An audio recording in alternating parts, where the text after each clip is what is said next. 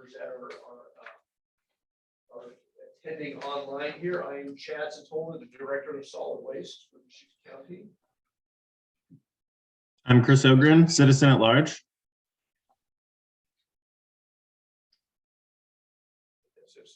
Okay. Dwight Miller, parametrics, project manager for the siting effort. And I'm Susanna Joelber. I'm with Barney and Worth, and I'm part of the paramedics team for the siting effort. I'm Cassie Lacey. I'm with the City of Bend. I'm a senior management analyst in the city manager's office. Susan Baker with Republic Services, and I'm one of the service providers here. Tim Brownell, the incoming director of solid waste for Deschutes County. Mike Riley, I'm executive director at the Environmental Center. Luke Dines, citizen at large. Jared Black, citizen at large. Erwin Swetnam, Cascade Disposal. Tim Shimke, I'm the senior advisor to the Department of Solid Waste. Until June 30th. And you don't have a name? That means he gets paid a lot more money. So Keith Caceres, one of our citizen at large members from Sun River, will be here shortly. He's running a little behind schedule here. Next item on the agenda is review and approval of minutes from the first meeting. I did receive written comments from Robin Ford, one of our citizens at large, and I was hoping he would be here today. Does anybody else have any comments or corrections to the meeting minutes? Yeah, I'm gonna read Robin's comment here.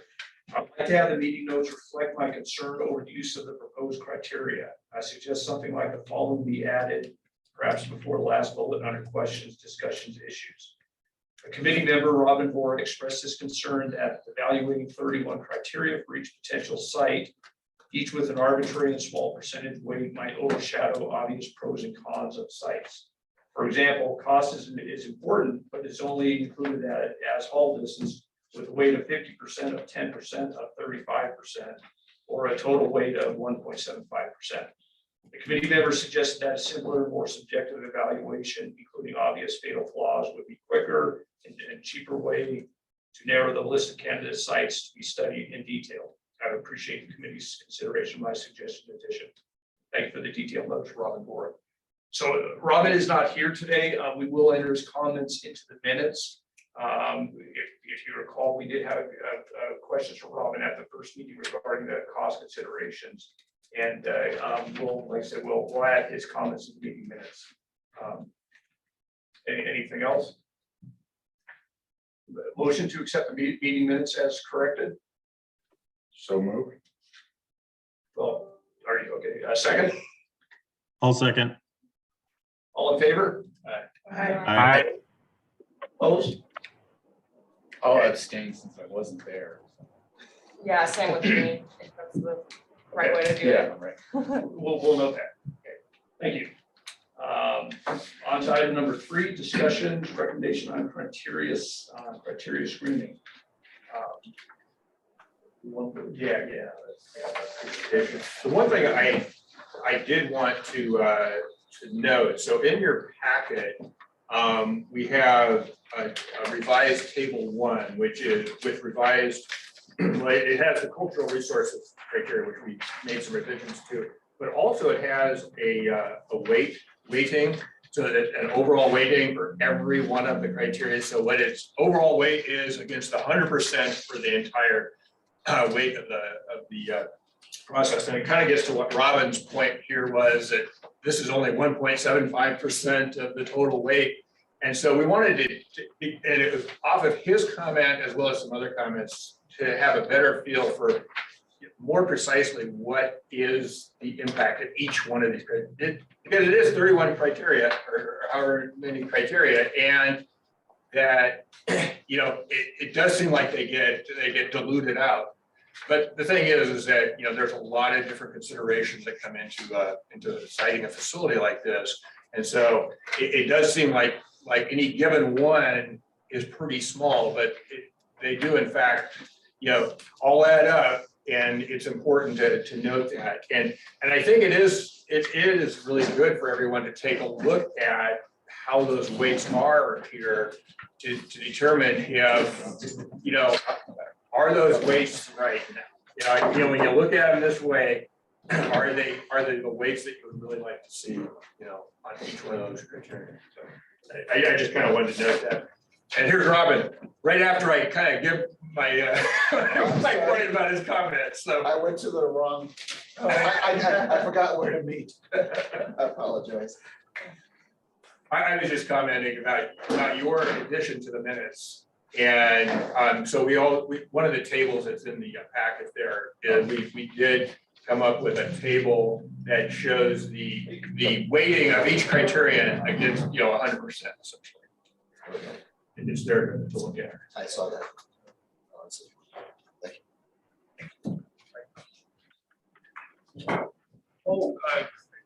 We might be having an issue with bringing our presentation up. But actually, we can, I think everybody has a copy of it. I'll pull up the PowerPoint. Do you have it? Okay, sorry. No problem.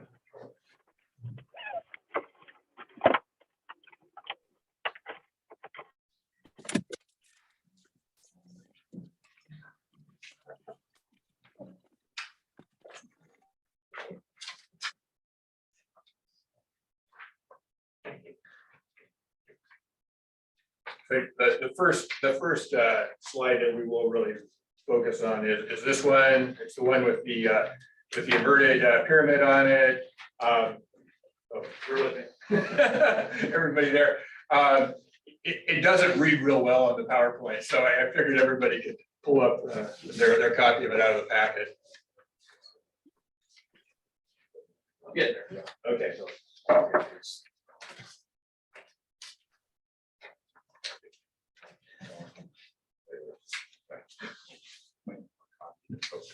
Yeah.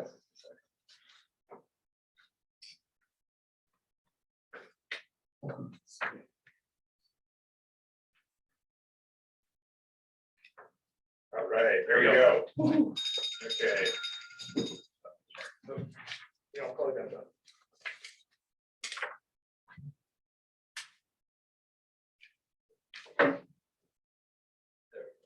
Okay, so this is the table.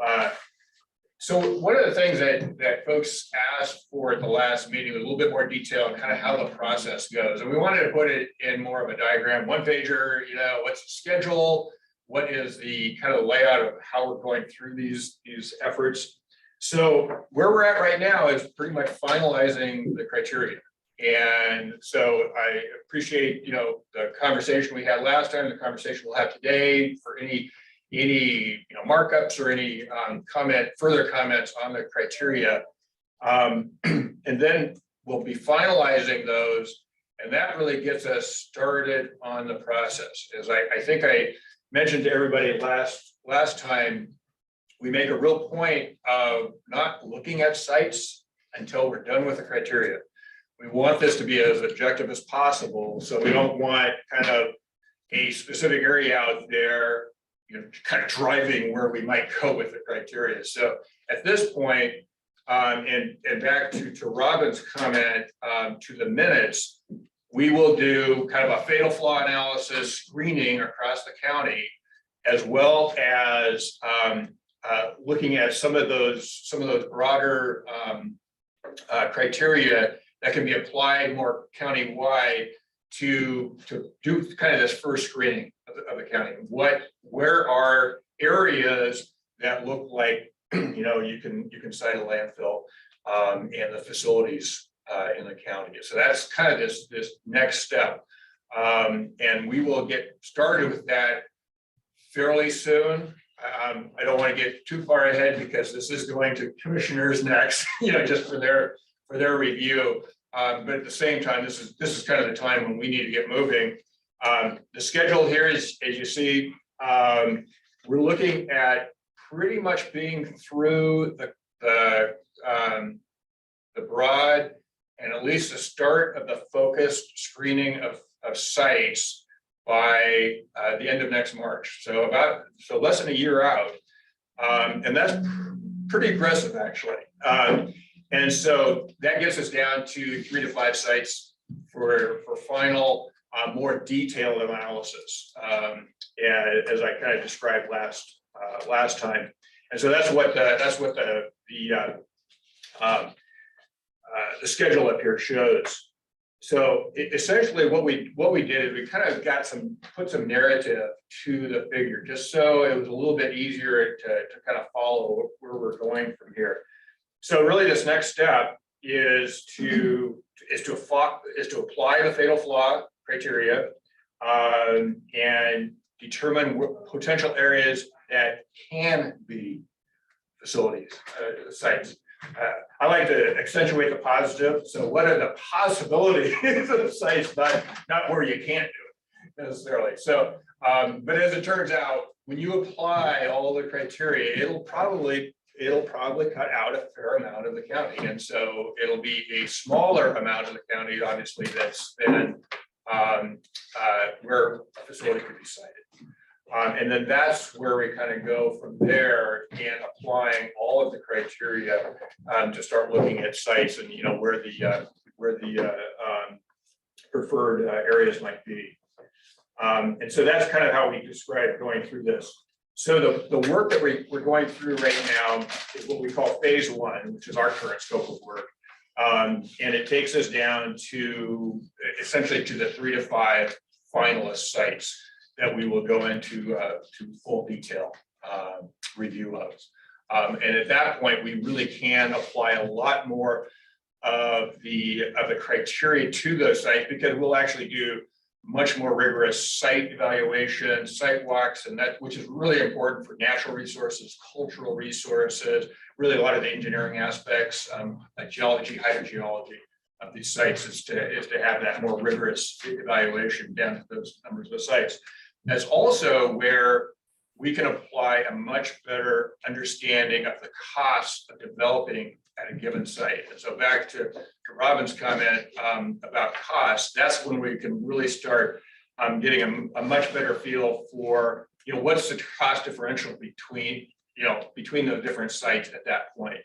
And that's while that's not directly one of the criteria, the criteria is what drives us to sites that can be developed and would be cost effective to develop as well. So, so the first, still staying within 30 miles of not landfill for the first. So we're not necessarily saying we're staying within 30 miles, but 30 miles is one of the determiner points as far as cost. And as far as haul distance and the like, and by reality, that's probably is going to be somewhat of a determiner, more subjectively.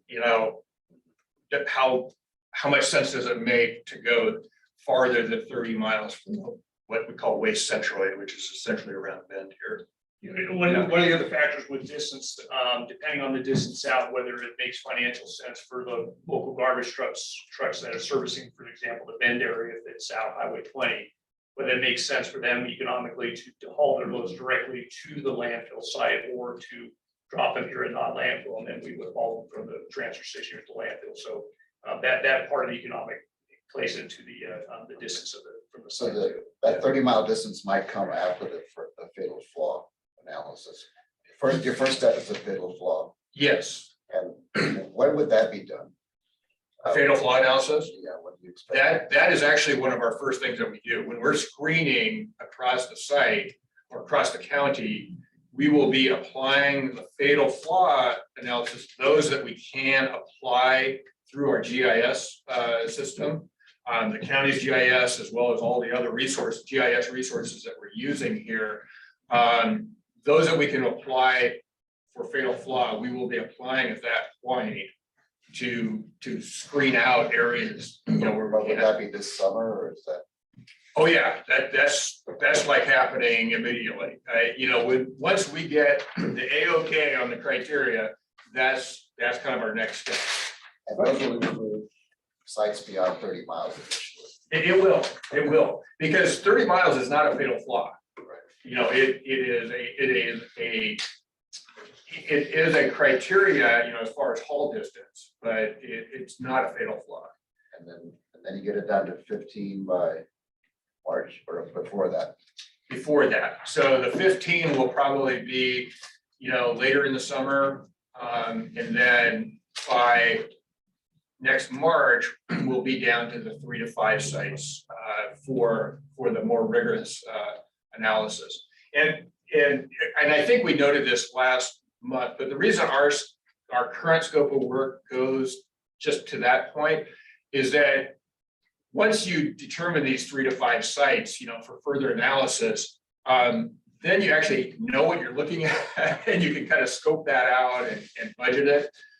Because otherwise it's really hard to know, well, what's it going to cost to do geology and hydrogeologic evaluation and cultural resource walkthroughs and natural resources and the like. One thing, just I should have clarified this at the start of the meeting. One of the goals for today is to get the solid waste advisory committee to agree to the siting criteria. And after that, I'll take this to the Board of County Commissioners for their blessing. And once we get through the board process, then Dwight's team will be rolling up their sleeves and starting going through that criteria, and those fatal flaw sites will drop out fairly quickly in the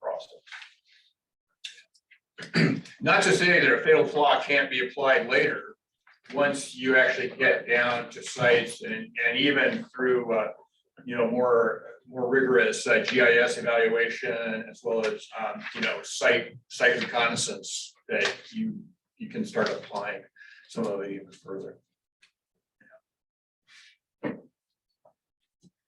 Any other questions on this, on kind of the process we go through? We'll screen down to this first screening, and then we'll screen down to about 15 sites, and then we'll do kind of a further analysis of those, and then that's what brings us down to the 3 to 5 sites. That's kind of that where we have a much more rigorous evaluation of the sites. I'd like to add a comment. I think the 30-mile figure, when we were doing the management plan, we needed a high-level cost estimate of what it would take to operate a landfill in Deschutes County, and the 30 miles was just kind of pulled out of the air. It's not real close, it's not real far, but that was a number that was used to generate cost information. So there's nothing beyond that 30 miles is not a magic number to pick that. Okay, let me see if it works. I go push it around. There we go. So, so one of the things that we did, our archaeologist on this project was out actually on medical leave for a time, and so we pulled together the cultural resources criteria. It's the very last 2 in the criteria that are listed there, and then we routed it back through him, so he'd have a chance to take a look at it. And he did do some tweaks to it, kind of acknowledging a little bit more that the archaeological aspects are more important than the surface and up historic aspects of a site. And so we wanted to make sure that we included that and got that pulled into the criteria. So that's the only change that you will see actually in this packet. Yes, Mary. I get your magazine, but I need to get the name on the subscription.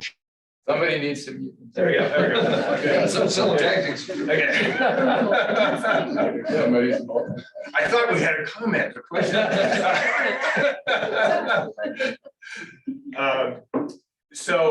So this is, so you'll see it in your packet there, and the final criteria. We didn't change the weighting on them. They're the same weight, the 2 of them, because we felt it was still, based upon our earlier conversation, it was still the right weight to have on it. It just really kind of tweaked the scoring, and then the actual application, and then also the resources that are available to apply to it. So with that, we really kind of, if you had comments specific to those, and I know you're just saying those for the first time, but also the rest of the criteria. It was pretty fresh for you last time we got it out to everybody. And so we wanted to see if there is any further comments on the criteria themselves. kind of the whole massive, yeah, Mike. So on this particular one, I guess I don't see anywhere on here that Native people are actually gonna be talked to about this, so I'm curious. On the data sources part, it doesn't talk about actually any kind of consultation whatsoever, so I'd like to see something to that effect in here. Where there's some effort to engage that part of the community. I mean, they're pretty, the reservation is pretty far away from here. Yeah. Right? Yeah. It's not in Deschutes County, but this is their It traditional is land. traditional land. So it seems to me that just as we're doing that with other parts of the community, we need to be talking to Native people as well. And I don't know, if necessarily that needs to happen at the very beginning, but it seems like it needs to happen before we get at least to the 3 to 5 sites, that needs to have happened by that point at the latest. Yeah, we've been before on that a- choice is made. We've been on a quest to identify somebody from Warm Springs that we can include on the interested parties list. And Susanna can probably elaborate a little bit more on that effort. Yeah, we're in touch with Ellen Grover and she's trying to identify somebody. Miss Bobby Bruno's been pretty busy or something, so somebody else that can help with the land use component and the interests of the tribes. So we can update you probably at the next meeting or, yeah. Yeah, but I'd like to see it put into this document. No, you're right. We're It- doing that- that, that's- and that we're not just taking data sources, essentially that aren't from Native, not necessarily reflecting the perspective Yeah, of Native yeah. people today on what's important to them. That's a Because I really don't good know, point. but I wouldn't presume to know, and I don't. think Yeah. we should. And we will add that, essentially what we'll do is, and I can talk to Paul, our archaeologist, on that, about that in consultation with Warm Springs, specifically on data sources and, and how that's applied here. That's a really good point. I think I mentioned last time that especially if it's BLM land, that it might be a formal federal step. So we've been on a quest to get somebody from BLM back engaged. Tim and Tom Anderson, the former county administrator, had reached out to BLM and had a meeting about a year and a half or so ago. And so just last week, I had to send the same email multiple times, reminding them I needed a contact. They just got back to me last week. So we'll be engaging the BLM in a conversation here, probably before the next meeting.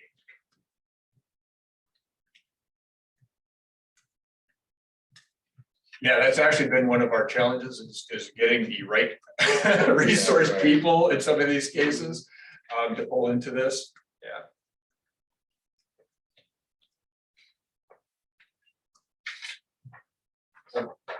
Still trying to understand a little bit what you're asking us right now. So actually on all of the criteria, so everybody's had the memorandum other than, the revised pieces to the cultural resources. So you've had it for a month. If there's any comments, any thoughts on that? Did we hit the mark? Is there something that you see that we should be tweaking? This is also a good time, to think about the weighting or, again, is there anything that we, did we not hit it right on the weighting of the criteria? So you would use this on the 15, or would you use it even to identify fatal flaws? So the fatal flaws are pointed out in each of the criteria. And so those will be applied countywide. And that's what will kind of determine areas in which we could cite a facility. And then all of the criteria will be applied starting at that kind of that screen level and looking at sites.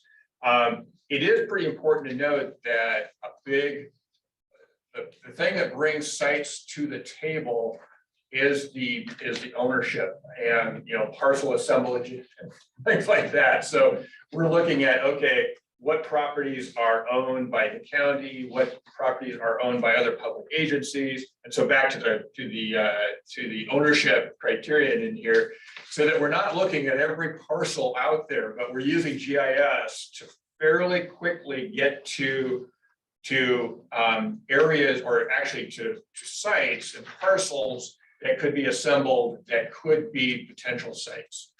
And that's not to say that people can't come forward with sites that we might have missed. I mean, because that's actually an important part of this process is for, maybe private owners or maybe even some government owners to say, hey, I've got a site that you might want to consider. That is actually one of the things to consider as well. So are the fatal flaws the ones that score 1 or? Are they Score 0. Yeah, Not all criteria have a fatal flaw analysis with it, but there are a number Oh, I that see do. the zeros now. Okay. yeah. And the fatal flaws are primarily state and federal fatal flaw criteria. There are a couple, well, like for some of the threatened and endangered species, those are state and local as well. So Rob, in the overview, it introduces a 0 as a fatal flaw score, Okay, so I'm sorry. it's in the front body. Yeah. Yeah, and it was a big document. to go through. Yeah, so, for instance, the geology, hydrogeology, there's fatal flaws in there. Those specifically come out of federal, and then by being a federal law, it's state law as well. So those are directly applied as fatal flaws. So that's like unstable sites, seismic impact zones, faults under sites, those types of things.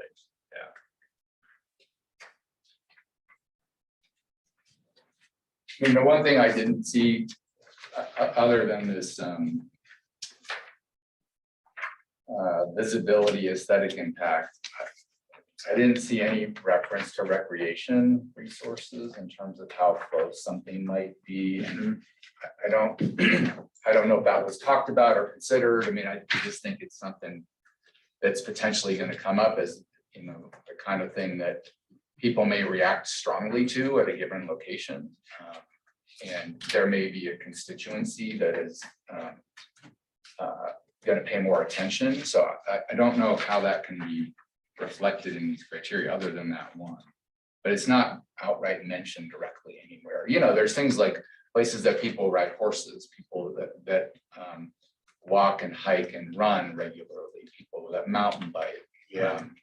And when I say those, I can start to imagine them popping up in lots of places, many to the east. Yeah. That are within that 10 to 20 mile range. Yeah. That actually was a significant point of conversation in this process, for sure. The county has some overlays, for that in zoning. We felt it was somewhat burdensome at this level to try to apply that for a criteria. We do have visibility and remoteness in here, which was kind of seen as somewhat of a facsimile for that to try to pick up those impacts. And it really is, one of the important things to note is that when we get down to the final 3 to 5 sites, and we're looking at those sites, there's a lot more. While we'll be objectively applying all the criteria here, there are subjective opportunities there as well, such as that, what are the impacts to trailheads, either from a transportation standpoint or from the view shed standpoint. It's so hard to apply a view shed criteria at the criteria level. So that we went back and forth on that, and that's kind of like where that came up. But it's a good point, and we can even make note of that within that criteria, in our narrative of the criteria. So in the land use section, there is a criteria that says adjacent land use impacts. So it doesn't talk about recreation in particular, but I think it would be applied there. It could be What's happening around us, how would we impact them? It could be listed under that, but it would further dilute the 1.5% of all those things. And one thing I don't see a lot of information here on, maybe it's not part of this, but in regards to like operations and transportation. So if this becomes a transfer site and then you're using trucks to get the material out to the landfill, have you guys thought about just kind of the environmental impact of that? Is whether, let's say 5-10 years down the road, there's heavy trucks that are all full EVs at that point. So would you switch to electric? And so that way the community at large would say, hey, you know what? You're not causing any more carbon footprint by delivering it out there, even if it's 15 or 20 miles out. All that money you'd be saving versus paying for gas. And then any buildings that are out there, you know, look at the environmental impact of adding solar and things like that as well to reduce the overall cost that people would see when that development would happen. Is that part of, and maybe I'm missing that, or is that just not part of this discussion? It actually is, and it's, again, it's kind of back to that point of, when we're looking at the more focused sites and we're doing, you know, we're kind of doing the conceptual mock-up of facilities at a site.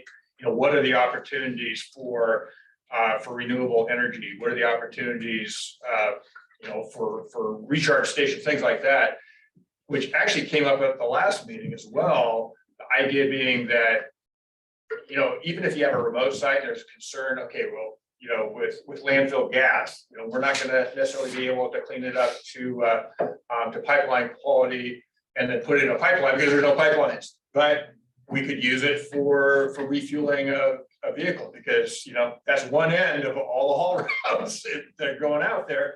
And so those vehicles could refuel out there. And same with EV. So those types of things would come into play there. And actually, I'm really glad that came up last time and then again here, because that is definitely something we will lay out in that evaluation of the sites. You know, what are the opportunities for renewables, but I think even more so for the full use of resources at the site. You know, as we're really making a point here, we're citing a solid waste management facility, not just a landfill. And so are there opportunities for, you know, further anaerobic digestion at the site prior to landfilling? You know, we're going to have landfill gas recovery, just like here at NUT, and the project that's moving forward here for renewable natural gas. So we have that opportunity. We have, like you say, we have solar opportunities, those types of things out there. Yeah, thanks. I have a question. I don't know if it's right or not, but I like the fact that we have a lot of criteria, right, to go through, but what comes to my mind when you look at all that is the success rate of getting it done and built by 29. Do we have a backup plan to extend the life of not if we get held up? Or I don't know, I haven't heard it, so I'm just curious. Is that something we should start looking at to divert some stuff before we fill it, if we run and stub our toes here? We had a conversation with Crook County. They were interested in what we were doing and maybe. So it became evident clearly that they couldn't accommodate all our waste flow. But if we were in you know, we need till 2030 or 2031, diverting Redmond, North County waste over to that landfill, we can divert some waste to the Dalles. You know, there are landfills out there that we're willing to accept our waste on some basis. So that's basically our backup. Gotcha. And we'll just make that decision sometime in the next couple of years. Yeah, as we get closer, you know. Yeah. It doesn't really take that long to negotiate a price and get set up to haul it, you know. Get the trucks. So we'll wait until we see that we definitely are gonna run out of time. We need to do something. Yeah, I just see like in the trucking industry right now, we're 2 years out on buying trucks, right? So. It's not one of those things that you just snap your fingers and go down to the lot and buy a truck. Oh, So yeah, no, for sure. It's something that we have to start thinking about ahead of time.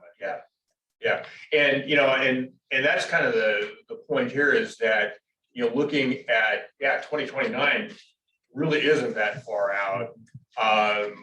What we've kind of laid out in the broader point here beyond the schedule we have here is you know, identifying a final preferred site in 2024 that then can start in the permitting process, but then you have development and all that. So, but kind of back to Tim's point is that at some point in there, you'll have a feel for, well, is there going to be a need to divert some waste in the meantime?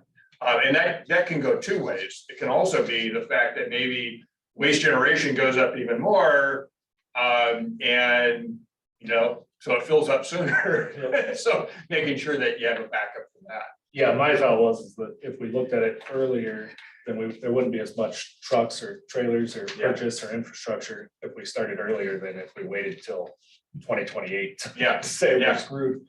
Yeah. So that was one of my When you think concerns. about the Redmond waste, 25, maybe 30% of the total waste flow.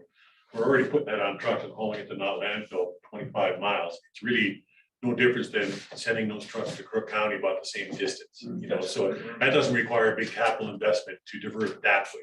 Other options would. Yeah. And then your point is well met. Yeah. That's the only concern I had. I like the fact that we have a lot of criteria to go through. You know, and I think I kind of described this at the first meeting, but part of the reason to have a lot of criteria that kind of cover all the bases. I mean, it covers those fatal flaw issues, the ones that come up from the state and federal level. Also hits those ones that are pretty rigorous here locally, particularly with the threatened and endangered species and sage grouse. And then really kind of the rest of them just really ensure that you have a robust review of all those options so that, when everything's said and done, you can say, we've made the right decision.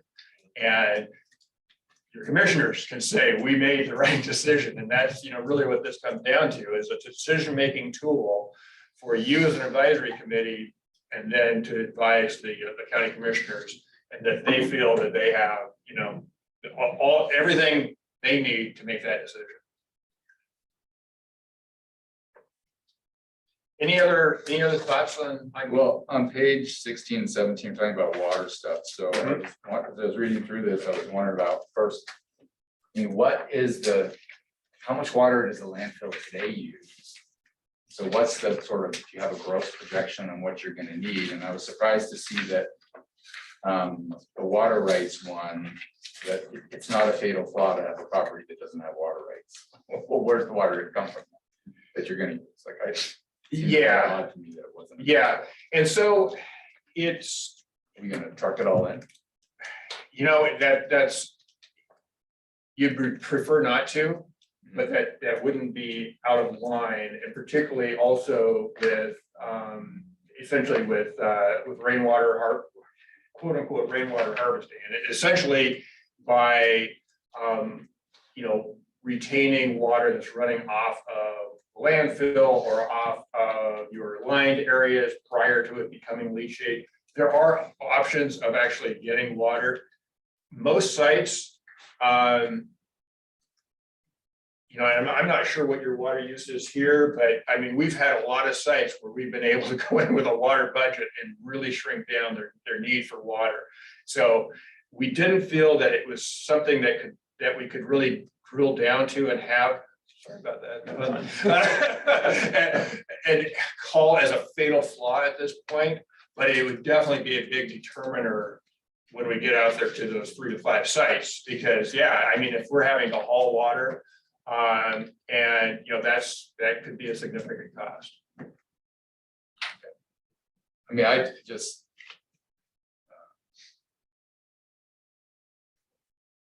Where you're gonna get from and how that water is gonna change over time, if you're even starting without water rights.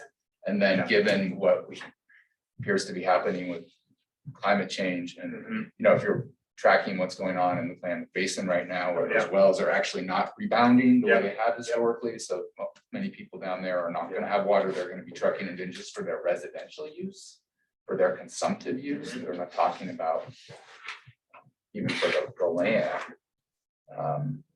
Water is gonna be a big limiting factor here, and the pressure on adjacent wells at any kind of the impacts. I think it's gonna be a bigger issue. People are gonna be more and more concerned about protecting the rights that exist out there or the uses that exist now. So it seems to me like it should be a fatal flaw. It's not on site. So I don't know. I don't know. It's been quite a while since I looked at this. We were looking at water rights across the road if we wanted to purchase it, things like that. But it seems to me, if I recall, you own a piece of property, you go down and you can tap the groundwater. And you have access without any specific outside water rights, you have access to a certain amount of water for industrial uses and a certain amount of water for domestic uses. I don't know whether that amount that's available simply by drilling a well is adequate for a landfill or not. That's a really good question. Yeah. You know, and I guess what I'm saying is I think we've got to start there. We don't think we necessarily say we have to have water rights. We'll need to explore that. We may be fine with just what they'll allow us to pump if we just, you know, our site, you know, down into the groundwater. If you have by default a certain amount of water available.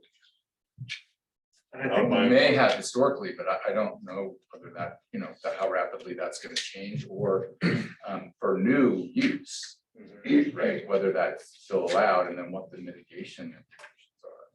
Because we don't have wells out there already. I don't know if new wells require, I believe there's more mitigation required. I mean, I'm not in it.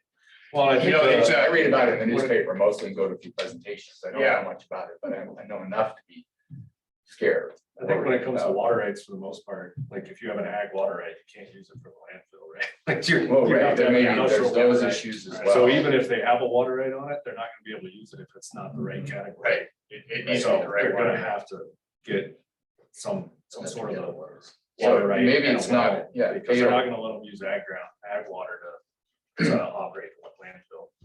So it's a really good point, and this was actually one of the criteria that was added after we got started on this, and I'm trying to remember who actually suggested it. And we're talking about Okay. utilities, yeah. Yeah, that's right, and so, and we actually added it specifically because of this issue. We didn't add a fatal flaw to it, but we'll go back and we'll take a look, is there a way to add a fatal flaw to it? And I think what it'll come down to is a water right implied by ownership? And if so, is it enough water, you know, for the needs? It probably is enough water for the operational needs of a landfill. The bigger concern is there enough water for the construction needs of a landfill? Because, you know, construction, you know, you see water trucks out there all the time. And it's not just to cool down dust, it's also for, you know, compaction and things like that on construction projects. And so that can be a significant cost. It's not necessarily you know, I mean, you can put that on the contract and the contractor's got to find water, but it's at a cost. And so that's something we can look at. So maybe just to follow up on what Mike suggested, page 16, 17, maybe ought to define, you know, minimum water needs for construction and operation. And also, and instead of saying just water rights exist, maybe water rights can be obtained. That be what you're saying. Yeah, it just seems like it should be looked at. I mean, maybe it's not a fatal flaw, but before you're even in that top 15, like doing a quick, like what's actually here? Getting somebody from Water Resources Department or somebody to do a quick analysis for you of like, well, this is, you know, you can't use on 7 of those sites, it's all agricultural, to your point. You can't use any of it for that purpose, and we're not gonna let you use it. Well, I think You state of can't get a Oregon, new permit for that location. I think statute of the state of Oregon actually makes it really hard to take land out of ag. And Yeah. the water rights, and they don't want that to happen, so that'll be part of their land use criteria. right now. It is, Start yeah, with, where the zoning, because it's just really tough for them to do it. Yeah, and or part of the groups of people who might oppose something because they're worried about its impact, Yeah. either legally on the system or on their adjacent. Yep. So I guess following up on Luke, then, so there might be a step of going to, what is it, the LW, the Land and Water, LWCD board to get a change. That might be necessary, and I don't know. It could be a political. Good luck. Now we're. Okay, fatal flaw. Now we're seeing my concerns with Now we're- 2029. Yeah, I do think water is gonna potentially be a big, challenge. Quick question.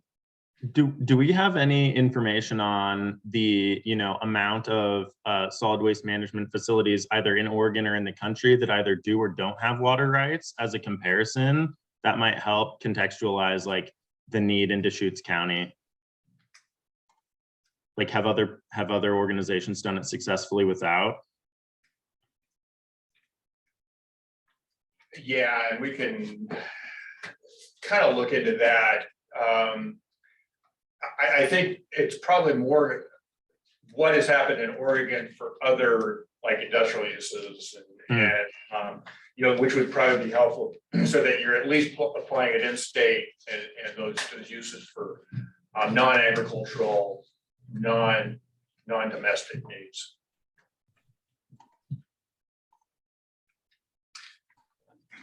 I don't understand all of these technically, but I just asked a few questions through there. And maybe you covered it, and I just haven't missed it. For example, well, the first one is, you get to fault hazard. Policy fault, you only talked about that, maybe I missed it. I'm not sure what that is. Aren't there a lot of faults here because of the volcanoes? So a Holocene fault is one that has been recognized in, I think it's the last 10,000 years. And so, yeah, there's a lot of older faults, but we're looking at those that are in kind of in the more recent geologic history, we'll put it that way. And so that's, and again, Holocene fault is what comes down from the federal and state regulations. So that's why we're applying that as a fatal flaw. And then we're looking at other geologic hazards and the like that aren't fatal, but you know, so that's why we have distances from faults and things like that. I was thinking that Newberry, there's got to be a lot of faults down there. There might be, but faults that are, you know, millions of years old are not as much of a concern as, you know, faults that actually have had activity in the last 10,000 years. And then groundwater less than 100 feet, so that'll like eliminate the whole pine area, for example. Yeah, it may eliminate some areas, but that's a real important groundwater protection issue. Yeah. Quarter mile to a well. That's what they got allowed to. I don't understand the site hydrogeology framework, fractured and porous geologic units with no loans. But what does that mean? So what we're trying to do there is come up with geology that protects the groundwater. So, you know, what is what's called the vadose zone? So the zone between the ground surface and groundwater, and how protective is that of the groundwater? So if you have 500 feet of clay materials or basalt that is, you know, kind of clay bound as well, you know, that is much more protective than, let's say you're out in a cinder area, or, you know, you're in a basalt area that's heavily fractured. So, you know, anything that could hit it is going to go straight down to groundwater. And so it's a big point. It's interesting because it is the reason why the regional landfills and a lot of the landfills that have continued operating in Oregon and Washington tend to be in east and central parts of the states because of the thick geology to groundwater. And it's really good basalt flows or clay soils or whatever it might be, but pretty good depth, you know, protection of the groundwater resources. And that's really what it comes down to. And then on site acreage, last time you talked about 250 being a fatal flaw, it was smaller than that. But right now you don't have a fatal flaw there. So I mean, that would be considering 10-acre sites. No, it's, you know, the reason why we didn't have 250 as a fatal flaw is that, and I think, Tim, you mentioned it last time, if you had, you know, 250 and on two sides, it was bordered by BLM, that, you know, that is, you can work with BLM from a, you know, yes, we want to have our buffer kind of extend on, you know, and your lands could be kind of a buffer for the facility, and they're open to that generally. You could probably do it with a 250-acre site. Should there be a fatal flaw number? You're not considering every acre out there. No, we're not, but at the same time, we don't want to, you know, they're going to screen out fairly quickly. We're not going to be looking at sites that are below 250 unless there are no sites out there. And we don't feel that's probably going to be the case. I think that the way the GIS app is set up, it does not look at sites smaller than 250 acres. So at least in the GIS effort, it does become a fatal flaw. So we won't be looking at sites along the So trip. even if you have a fatal flaw there, that's not a 1, that's a 0. If they won't even show up in the initial search here. Yeah. So, Maybe that should be Yeah. changed. Show it there. So, well, the thing is there's some nuances here and we don't want to, and the other thing you have to also remember is that, as I noted before, you could get unsolicited sites. You could get people who come in and say, hey, I want you to consider my site. It only ends up being 200 acres, but they've got neighbors that are agreeable to it. So all of a sudden, yeah, you've got a site that's doable because you can go with narrower buffers that then you have easements on the other properties to extend those buffers, those types of things that you don't want to throw those sites out. You want to allow them to come in. You have a fatal flaw there. That would be a real point of contention if you actually went forward with one of those sites and then somebody comes back, but hey, that's a fatal flaw. You can't have that site. So there is a bit of a nuance in how these are applied. Yes, we are as objective as possible, but at the same time, you don't want the criteria to totally diss a site that could be used. So that'd be the same with the 15 million cubic yards over in the landfill capacity. You said you'd have to have that, but then it's not a 0 if you have less than that. I think we want to leave the option open. Same thing. So if we find a site that's very, very attractive, except it only has 200 acres, I think we'd be very willing to say, okay, we've got a 75-year site instead of a 100-year site, and we would go with that. So I'm reluctant to kind of eliminate everything below 250, I guess, just out of hand. Let's hang on to those and see how the rest of the things score. And maybe we want to go with something less than 250. I don't know. Yeah, and it's kind of back to our point from last meeting is, we don't have a crystal ball here. So while, the last 30, 40, 50 years, has seen continued growth in the population as well as in the waste generation, there might be other options that come into play that allow for much less waste to be disposed. And then all of a sudden, back to, what looks like a 75-year site, all of a sudden it's a 125-year site because of these other technologies that allow for, this to be used for a longer period of time. And that's actually where we want to go. I mean, ultimately, you really want to use those resources to the extent that you can and have the landfill as kind of that last option of waste. And that's, again, back to the point that this is a solid waste management facility, not just a landfill. You have a chat. Oh.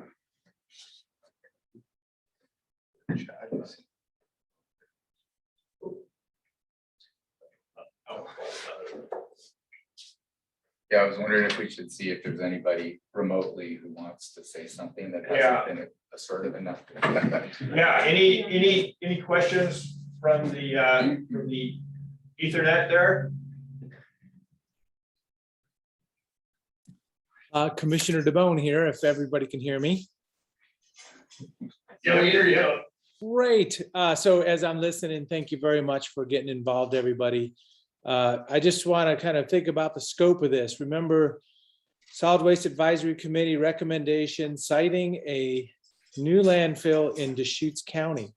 So your effort is, where is it going to be? Not might it be in the county? So I'm just pointing out that the focus is where is it going to be? We're going to work together as a team to figure it out. And man, some good conversations already going on, the land use, the water, the length of time, obviously. But, for the whole group, it is, let's get to that point where we do have a site, not maybe find a site. So I just wanted to set that tone. Thank you very much. Thanks. Any other?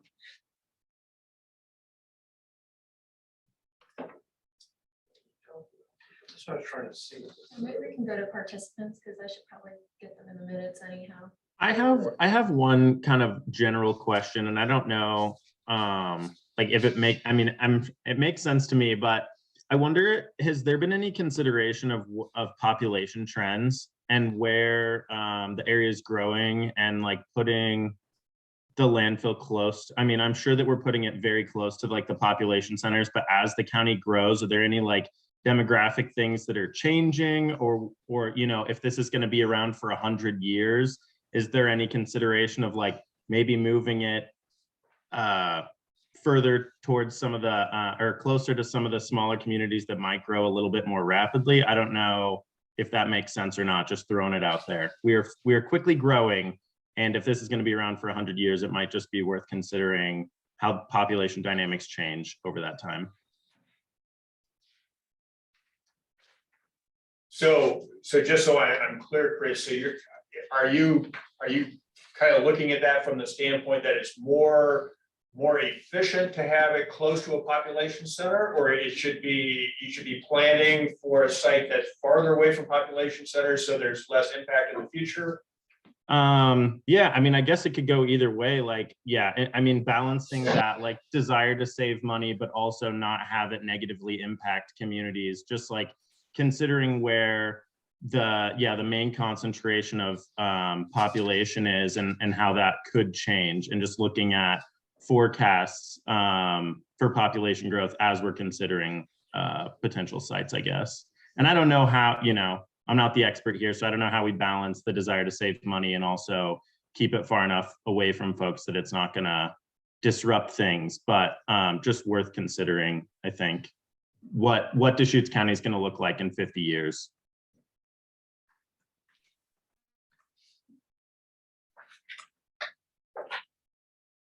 Hey, Tim, get your crystal ball out. One thing I'll point out is Deschutes County is, I don't know what the percentage is, but it's a lot of public land, federal, you know, BLM, Forest Service. So that's going to restrict growth. It's not like you're going to have all Deschutes County as one big population center. Now, true, Redmond area is going to grow, the Sisters area is going to grow, the Lapine area is going to grow, but whether that would be enough to cause us to want to shift, I don't know. I mean, we could look at the Oregon Blue Book, kind of gives you that 10-year, where can you expect your growth in the next 10 or 20 years? We can look at that and see. I don't know, probably something that we should look at. I guess I'm doubtful that it would require us or compel us to try and move, you know. Well, at this point, we don't even know where the heck it's gonna be. So who knows? Maybe we got a spot that works great for future growth. You know, we won't have to worry about it. Yeah. But chances are it's gonna be out east, you know. Chances are Bend is always gonna be the main population center. If it's far enough east, it's also likely that waste coming out of Redmond and Sisters of Lapine will come to that landfill and be reloaded for compaction or waste reduction or things like that. So there's a lot of moving parts there. Yes. Under the Oregon land use laws, growth technically would happen first in areas that are not goal 5, you know, resources, if I remember, may have the number wrong, you know, farm or forest and things like that. It might be possible to map that quickly to see where I don't know if that, maybe that's in here somewhere. To map that to see where those places are. So to map what, Robin, again? The areas that are not priority resources for for conservation. Okay. Right now, the Oregon land use law would say if it's a farm, if it can be irrigated, if it's forest, it should be maintained as such. And so. And we actually do consider that under the land use. For instance, you know, the under the farm ag zoning, high value is pretty much fatal flaw. I think it is fatal flaw. I don't recall exactly. Yeah, good luck with that one. Yeah, well, yeah, well, yeah. A whole bunch of them. Yeah, whereas, you know, that which is not identified as high value, you know, is still allowed. So currently, land use allows a landfill in the EFU zone and in the forest zone. Conditional. And our GIS system can easily identify high value farmland, which will probably get you into trouble if you were trying to put a landfill there versus non-high value. So I think there's places for us. Does it do anything like that with forest? Just seems like the forest isn't near as attractive as BLM, I guess. Just because we gotta deal with trees. Yeah. I mean, I think, you know, the distance one that's related to the waste centroid, the haul distance to the waste centroid. You know, potentially stuff that's less than 10 miles. In that zone, while there's a lot of benefit of having it close, it may get to the point where it's close enough that you might start to over 50+ years have conflicts potentially with land use. So that 10 to 30 mile zone might be the sweet spot. In some respects, if you're just trying to really think about minimizing conflicts with potential uses, like today, you couldn't put this land here, I don't think you'd successfully cite it, right? I don't know what the distance to the center of town is from when this was built, but it's probably 5 miles or something, right? So that part, and this, you know, I think Bend's going to tend to grow more to the east, northeast, southeast, and southeast. That's my prediction anyway, based on having been through the land use process, at least for Bend.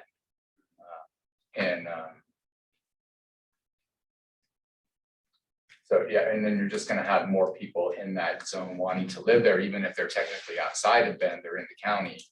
You're going to get more of that land converted over time slowly to residential properties of some kind, even at lower densities. So, you know, a little bit farther out is probably better. So I don't know if there is a way necessarily. This is one of these subjective things that's just going to come up later. Yeah, no, I can see that. And it actually, you know, and we can kind of look at that haul distance a little bit more, just because it's not like, well, yeah, you know, 5 miles would be great.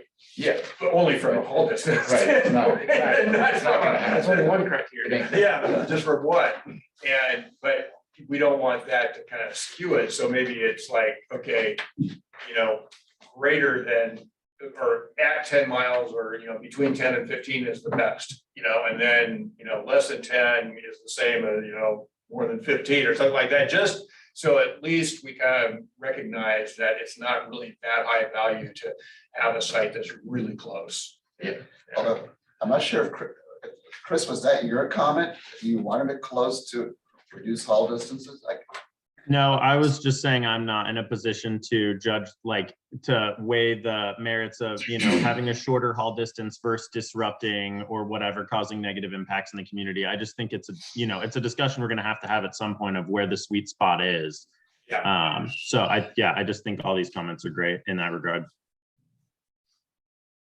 Udara, did you have a question? Yeah, I was just typing it in the chat, but I can ask. It's another land use question on page 27 and 28. They describe the adjacent land use compatibility and lists agriculture as one of the land uses that are more compatible adjacent to a landfill, and scores it as a 5. Could you describe some of the considerations that determine ag is more compatible as an adjacent land use? I could just imagine that being more of a concern for folks. And I think that was just brought up in terms of farmland as well. Yeah, I think the difference there is being a neighbor versus being the site. And so ag, meaning that it has lower population impact. And so that's kind of the driver there, as opposed to you know, like residential, you know, where there's a lot of people, whereas ag, it's not the people, but it is the ag land, but we're not looking at the site being on the ag land because it would have already been screened out for that. Now, it's not like there's a lot of sites that are going to probably be, you know, next to good agricultural land and not agricultural land itself, but there could be, and so we wanted to kind of recognize that. And it could be, you know, the lower value EFU ag lands too. But it's a good question, because I mean, you know, it's, you know, what we're really trying for here is adjacent use that impacts the fewest people, particularly residents.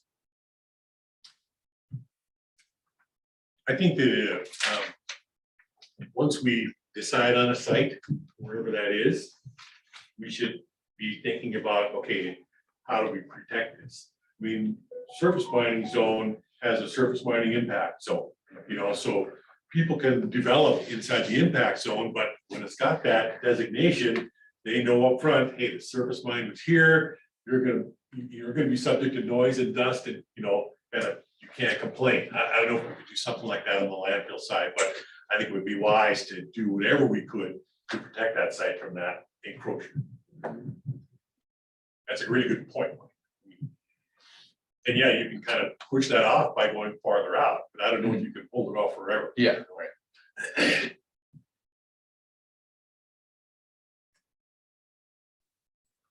Can I ask a question? Yeah.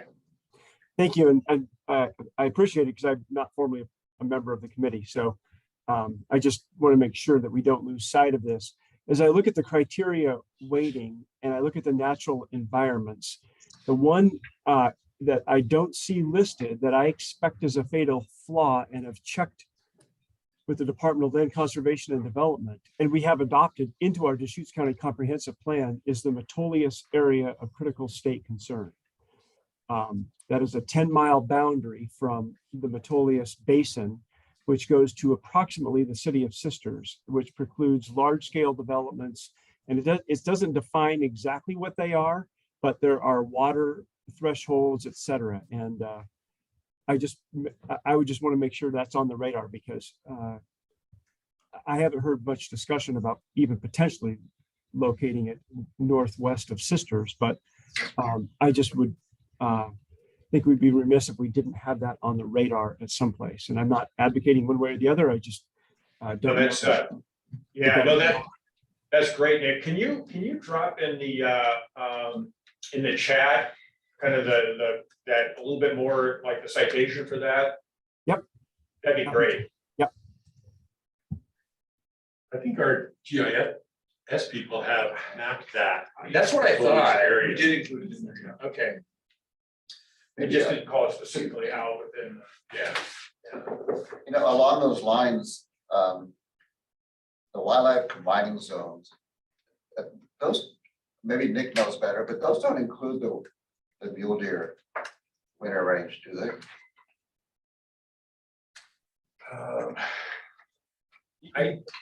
It's a good question. It's something we should ask Senior Planner Tanya Saltzman. We're in the process of updating our wildlife inventories now. In fact, there's an update to the Board of County Commissioners scheduled for tomorrow. We can check with Tanya. And legally, it's is that Robin? I can't see. Yes. I thought I recognized your voice. It's a really good question, because as our legal counsel would share, and just typical land use laws, there's the goalpost rule. If you apply for a development and then the rules change, you can't protect it. Whatever you apply for under the rules at the time can go forward. I don't see this application likely going forward for a number of years. So it'll be an interesting set of dynamics of when the board might consider updates and how they adopt them, and then when this application might go. So just the timing of some of those issues will be very important going forward.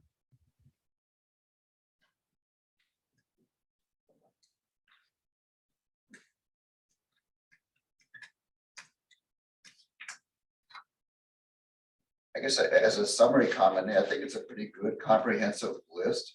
I would add consideration of 4 things, you know, the 2 that Mike mentioned, if there's an objection by the tribes, that might be a fatal flaw on a specific site.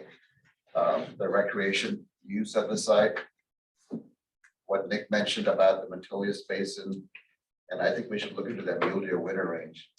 I know you're not thinking about sites on the west side, but if the GIS comes up with some in Mule Deer Winter Range, that's zoned that way by ODFW or the county.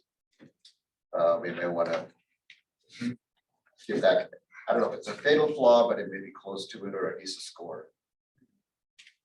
And I think I guess I'm more comfortable with the list than I am with the weights, as you know, as you mentioned in my comment in the meeting notes. That's still, and I don't know. I guess I'll see how the first screening goes with the fatal flaws before worrying about 1.5% here and 2% there. I don't know other folks here, but I just don't have the technical ability to say something should be 1.5 versus 3.5 or 2.75.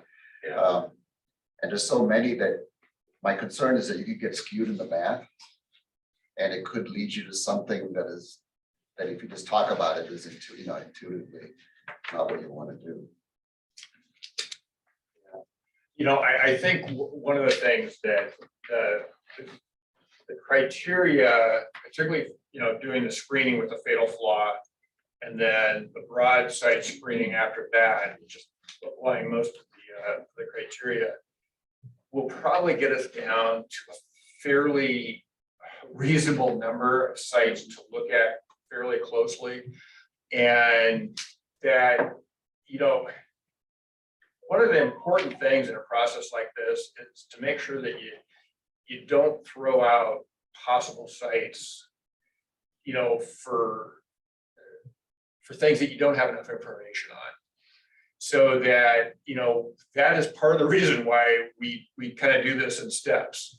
So that then ultimately, you know, you're able to say, you know, we're going to go out there, we're going to do some site recon, and we're going to be able to get a little bit better feel for this site, which we don't want to throw out right now because, you know, it looks like it could score better, you know, and it's got other really good solid attributes. And so we've generally developed the criteria to allow that. You know, fatal flaws are fatal flaws. Those sites are off. But the others, we want to have it nuanced enough that, you know, the county can look at some of these, say, well, yeah, you know, that actually, you know, it's only 200 acres, but it's got this great land use around it, and it is protected because of that, and it's not in a view shed of a hiking trail, and it's, you know, those types of things that, you know, might lead you to a site that, you know, right offhand, you might say, well, no, we wouldn't be going there. But, you know, it ends up being a much better site after you look at it further.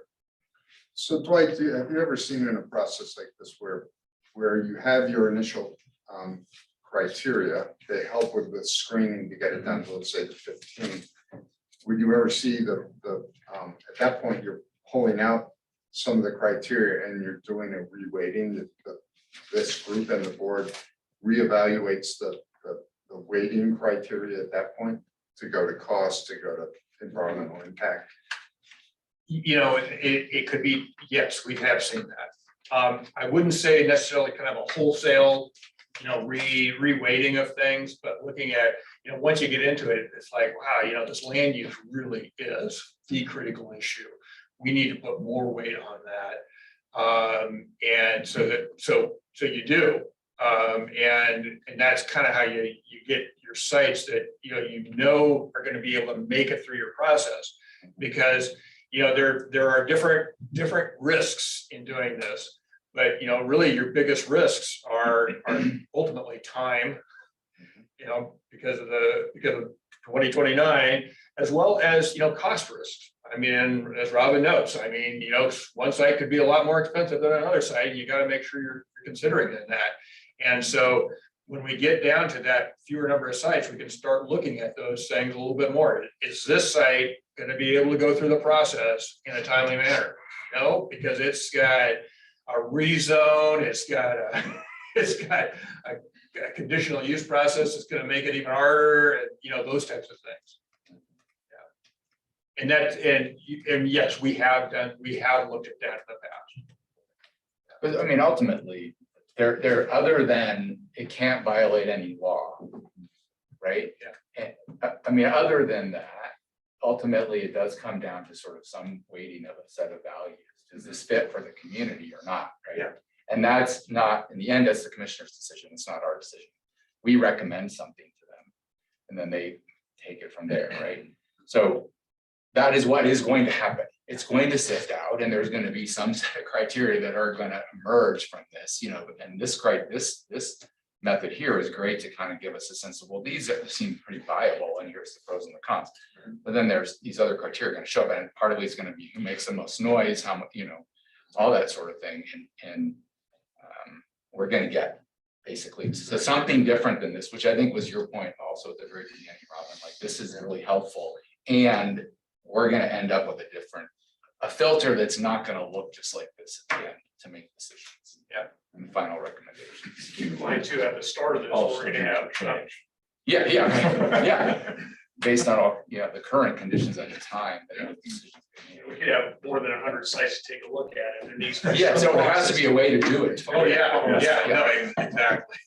And then I think at some point, there's gonna be we're gonna have to look at the impacts of the pros and cons. I mean, because some cons could be, they are initially, when you first look at it, like, oh, that's a non-starter, but then you actually look at other factors, you're like, well, can we live with this portion as long as we get benefit over here somehow? So this is a unique and interesting process. I'm looking forward to the next step as we progress through this timeline. I think your point is really good, because I think that's gonna happen with every candidate site. We're gonna have to balance those pros and cons. Right, So one of the important things to remember is, I agree that partway through the process, we may want to tweak, based on what we learn. But what you don't want to have is the impression that you picked your site months ago, and now you're just adjusting your criteria to get to the site that you want. Okay, so that's going to be tricky. Right, yeah, looks like. I think when we go to the public with it, or even the commissioners, they're not gonna maybe want to do a lot of detailed math, or even try to understand it. They'll want to say, well, what are the real pros and cons of these your last 3 or 5 sites? Yeah, and that's a good point. Our deliverable coming out of this first phase is going to be a document that kind of walks through a narrative of each of the sites. And it'll describe, what are the kind of the pros and cons, and what's a score, but also, more generally, what is the the land use process going to look like for that site? What is the environmental permitting process going to look like for that site? What's the solid waste permitting process going to look like for that site? So that, it's kind of provides that narrative background for decision makers, this advisory group and the board, to be able to say, okay, now this kind of walks through, and I more fully understand that site, how we got to that site, 1 of 3 or 1 of 5 or whatever it is. Like, Mike and I worked on the UGB expansion. I was trying to think there's an analogy in that process. It could be used here.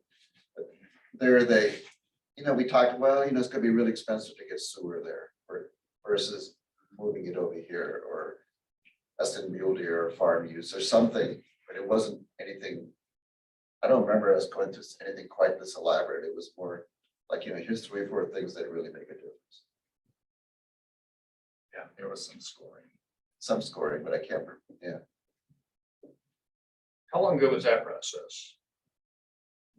2016. Yeah, I think. 2016 it was adopted. Okay. Yeah, I want to say 14, 15. Okay. The second. That was, I was gonna say. 2008. 7 and 8. And that one was an example of what not to do. The transportation one's a little fresher in my brain. There was a lot of scoring there, full circles, half circles, empty circles, that was a little more subjective.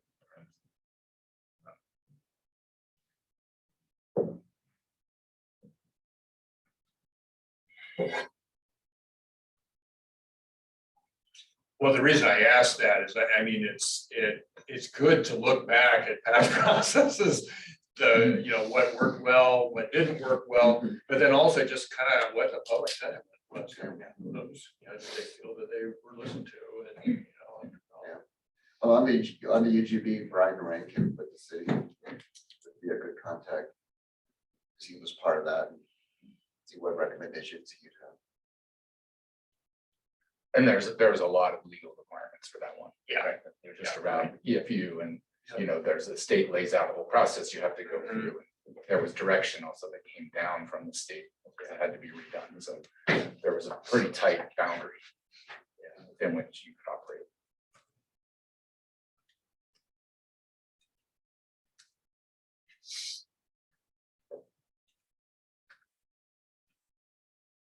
Or a couple items up in chat.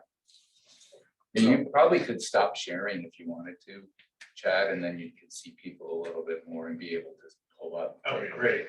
That red, if you click the Thank red you, Nick. box. Yeah, thanks for that, Nick.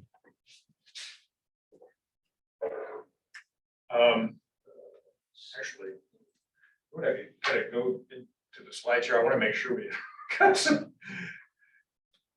Yeah, so this is just kind of into the criteria weighting and the table that we provided that has the weight all the way down to each of the criteria.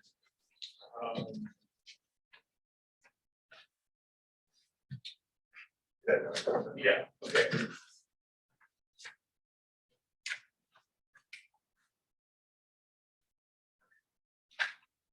No, they're not infallible.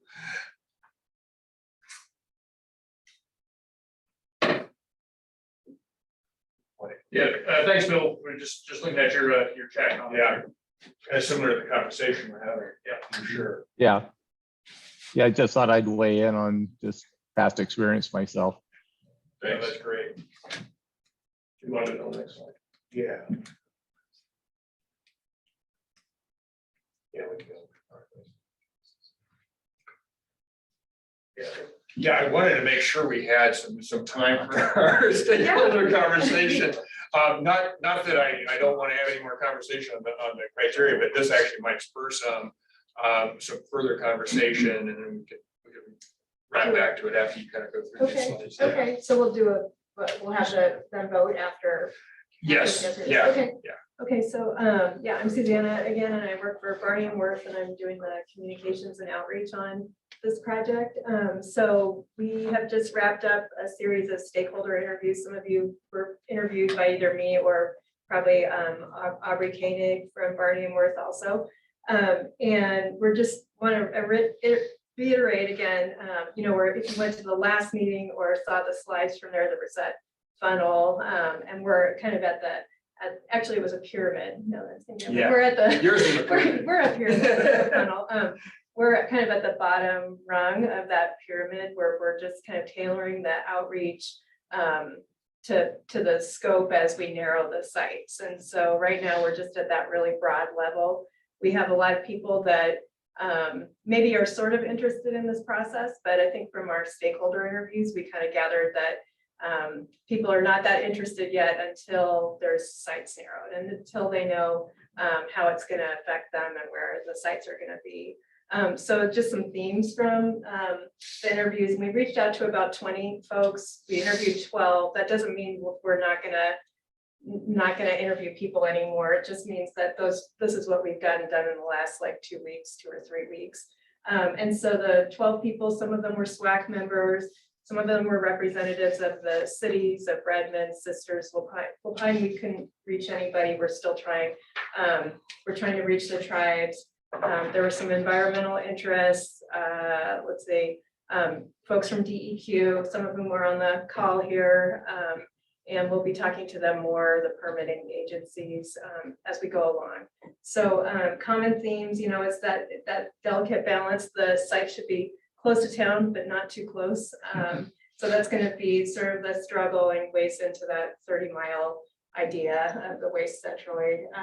So important concepts to think about with criteria. I think we've got them pretty well captured in here. So wildlife, flora, wetlands, waterways, sensitive landscape, and also marginalized populations came up quite a bit. And I think that will tie in. We've talked about maybe as we narrow the scopes, applying that a little bit more because it's tough with the 100 sites to look at broad demographic criteria and the economics of areas. So that'll be weighed in more when we get down to the smaller site list.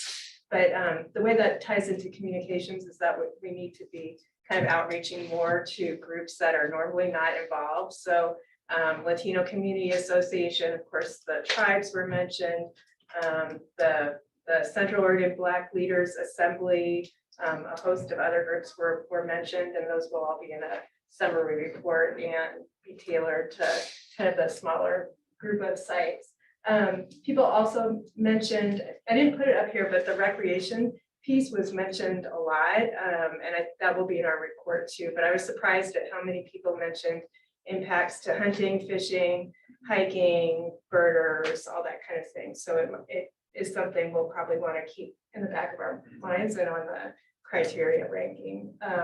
Also, the precipitation, climate, wind came up because of odors and the impacts that high winds will have on odor transmission, and then potential for groundwater pollution. If you go to the next one. So we also asked interviewees about a variety of outreach techniques, and these will move along as we, sorry, look at this. That's all right. That's okay. We'll go back to chat. No, I've got it right here. So we'll be working on, of course, the project website. The county has one up, and we'll be helping them with that. E-news, utility bill inserts. I don't know, the garbage collectors here. Do you think people read those? I heard from a number of people to still use them, but I don't know how many people really read them. Some people were skeptical. If I about do them. an air, people say they don't read them until I put something that's a mistake, and then I.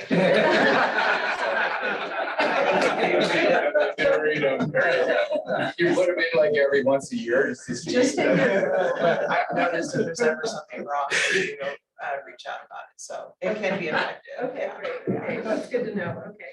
And then hitting, as we narrow the sites, hitting the targeted groups for presentations like City Club, Chamber of Commerce meetings, Rotaries.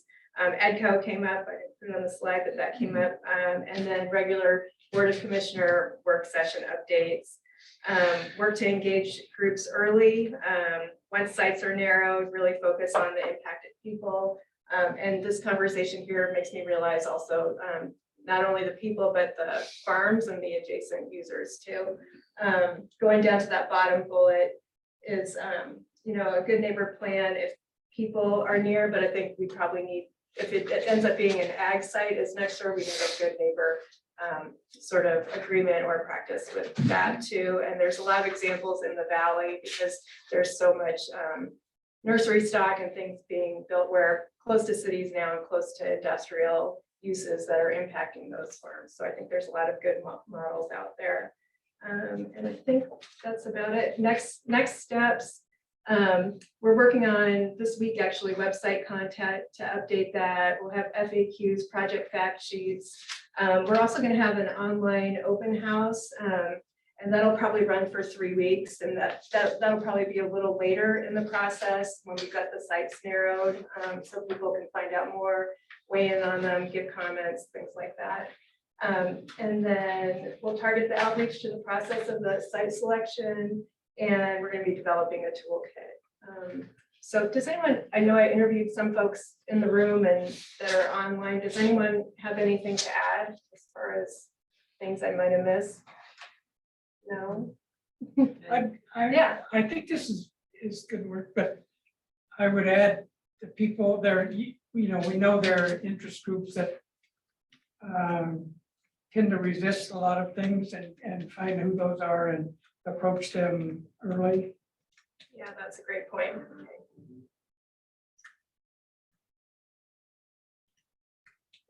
Mike, I'm assuming there'll be an opportunity to revisit with the Central Oregon environmental groups that we did that meeting with a couple months ago. Yeah. I mean, I think what we had a meeting with something called the Central Oregon Conservation Network that we invited Chad to, that meets regularly and includes some people that, may be the kinds of concerns that organizations you're thinking about, and Jared. And really what we heard was until there's more specificity, it's a little hard to react to much of anything. And I think that's generally what we're going to find, right? As we get closer and closer to 3 to 5, we're really going to know what the concerns are here. And we want to make sure we get the word out really loud so we surface them early. Those are potentially big delays. Yeah. Oh, yeah. Yeah. I really think it can come from, it could come from all kinds of angles that are unexpected. I mean, you could find that site is like hunters. It's really important to them. And they don't want another impact on a place where they're hunting. Right.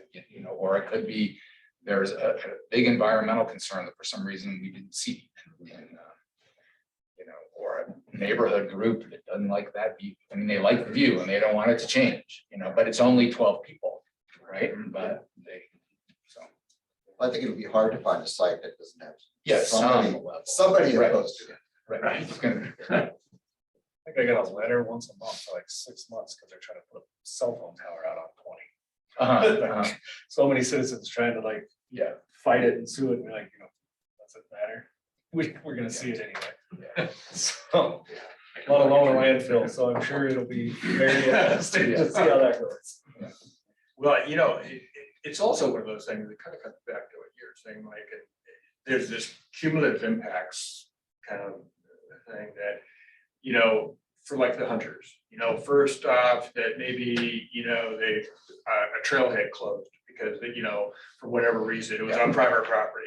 Well, and then, you know, the next thing, you know, oh, they're looking at a landfill lot in my area that I want to go hunting in, you know, and so it is kind of one of those things that it's just, you know, one more thing to them.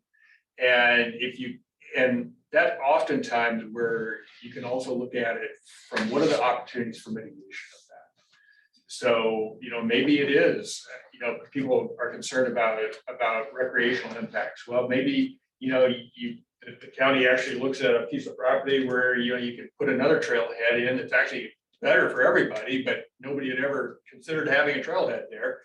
Because the property wasn't available, but you know, the county actually had some property there or something. You know, it's those types of things that, you know, might be able to be used to mitigate an impact for actually a fair number of folks. We have a comment from Phil Martin on the chat. So yeah, we talked internally about utilities. Yeah. There's potential for some of it to be internalized on site. We'd have to rely on an outside power source, but there's a possibility, things like that. So I expect that those issues come up in the more short list site evaluation. Yeah, and also the phase one environmental site assessment. That's a good point. It's somewhat what we would do once we got to specific sites, because obviously you don't want to buy a liability.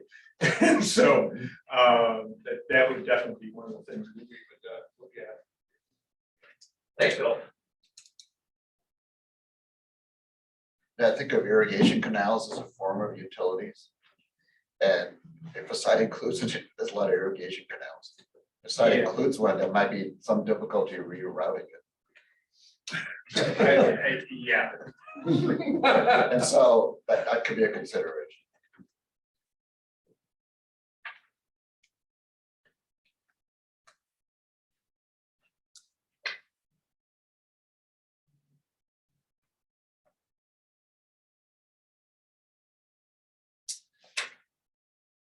Did we talk about climate change last meeting?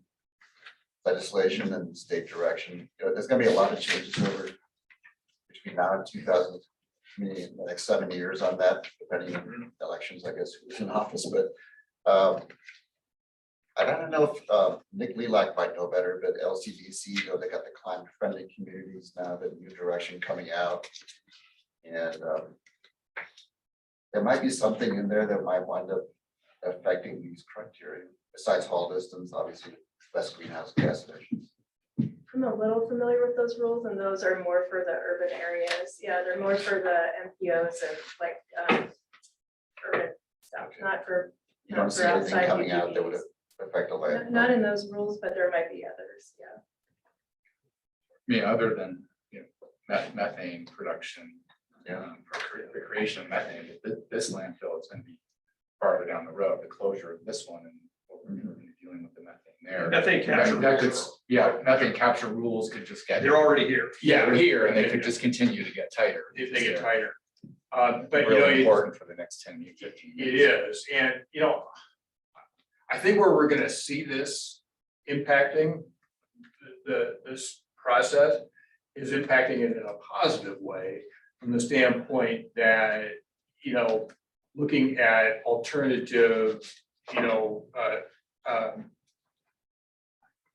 solid waste handling methods, more resources, looking at it more as a resource. And so organic wastes are handled, as organic materials and are composted or anaerobic digested, to accentuate, gas production for renewable natural gas. I think what you're going to see is these things are actually going to be positive impacts to this process. And that is, again, back to my point, that's one of the reasons why we're looking at this as not just a landfill, but a solid waste management facility, because there's a lot of other opportunities out there that are part of this site. And then part of really kind of the rework this is going to have for the county of all of the solid waste operations. So, here, as this transitions to a more of a transfer station, here and, other activities that can happen here, and then what will happen out of the new facility as well. But, those are, I think that's why, if we cite a 50-year site today, it probably longer term, it would probably be a 100-year site, just because there's probably going to be less waste. I always think positive.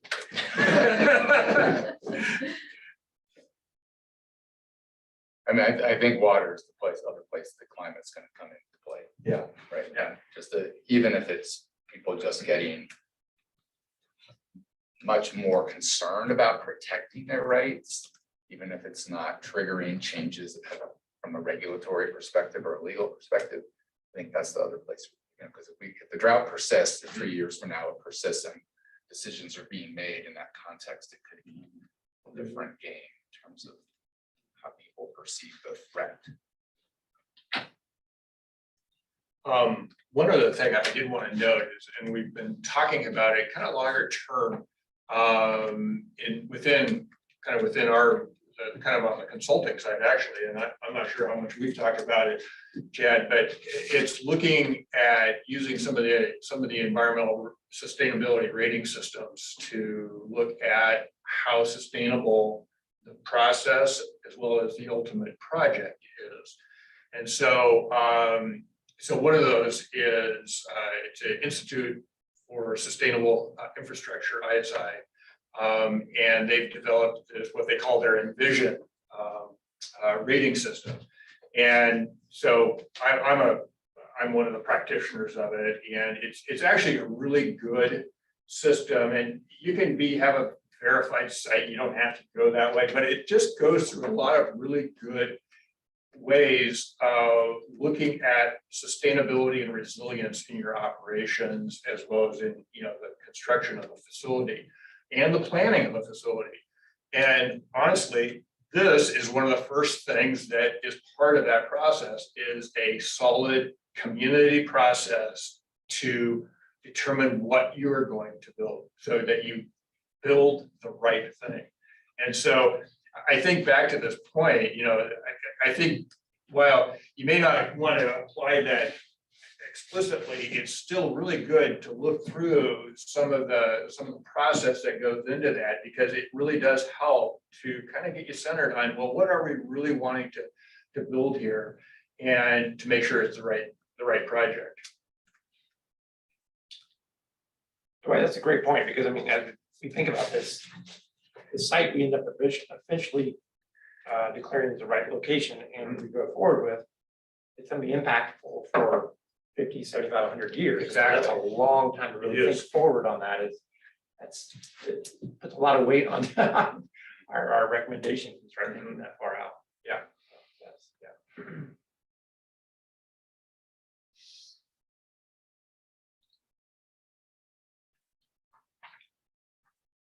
So at this point, looks like we need to do a little more tweaking on the criteria. Or do I think we can recognize the comments of the board at this point. I would say we could probably recognize them. Yeah.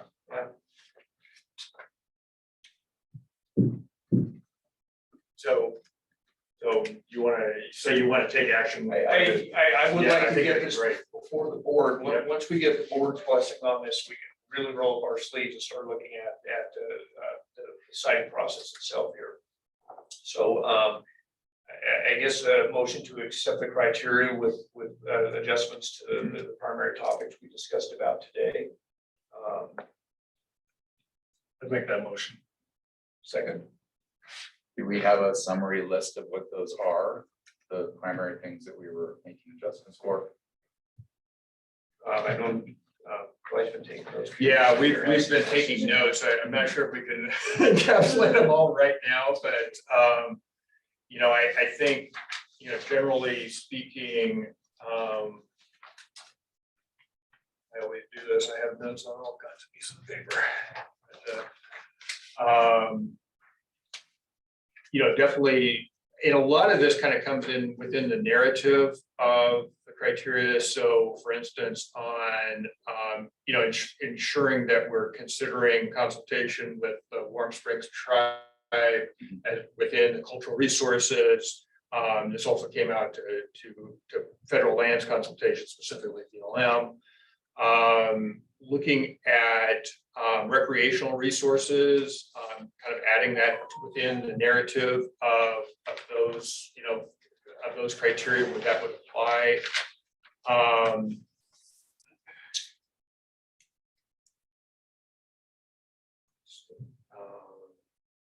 Looking more into water. I was gonna wait a minute. We have like go down this list. Yeah, so water supply, and, you know, looking at that from the standpoint of what is needed for water, and then, you know, what does the, what is allowed for water supply on sites, and so looking back at water law on that. And so ensuring that we get that worked into the narrative of that criteria, and if necessary, actually we're tweaking the scoring based upon that. Yeah, if you learn a little bit more that Yeah, maybe there is a fatal flaw. yeah, exactly, possibly a fatal flaw. Did you say the BLM representative? We talked about something like that. That was just something that we're gonna get for bringing on. So, yeah, we'll be, Okay. Tim and Tom Anderson met with BLM quite a while back. One of the concepts talked about was the BLM being willing to work with us on maintaining buffers around a site that we might select that would be adjacent to them. Mr. Chang has asked about possible use of BLM land, so we want to revisit with that with him, excuse me, with the BLM. They have an existing list of disposal sites that, not disposal sites in landfill, but sites that they are willing to part with. If we do something like land exchange, it gets far more complicated, because we have to do a deep analysis on county property for that, but possibly looking at their sites on their disposal list, if they're viable or not, so that'll play into the process a little bit, but yeah, it's been a challenge to try to get hold of somebody, and I did finally get somebody last week, so we'll be having a conversation with them. But that's not gonna change anything, the criteria, we do have a listing on federal land acquisition, but we need to go through that, kind of revisit that process with them. Yeah, looking further down here, I'm actually looking just at the ones that impact specifically the criteria, because we've had a lot of other good discussion that will actually, I think, come more into further narrative later on. But looking at haul distance, again, is there value to not necessarily consider things closer than 10 miles in a positive manner? And we'll take a look at that, see if we can tweak that one. Kind of making note of under adjacent land use, that what we're really trying to look at there is the potential residential impact, or residence impact through that. Adding the Metolius Basin and Mule Deer Winter Range as two areas here for consideration. And then determining exactly where that's best applied.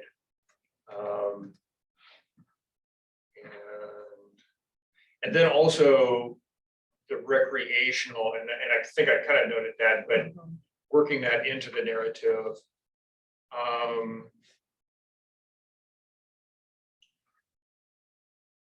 I think that's really what I picked up as far as what will specifically come into kind of tweaking the criteria. Anything I missed in We that? talked climate change, and I don't know how, it's so broad though, I don't know how we kind of narrow that down. to where Yeah. it makes sense in a criteria list, but talk about various aspects of that that will be impactful.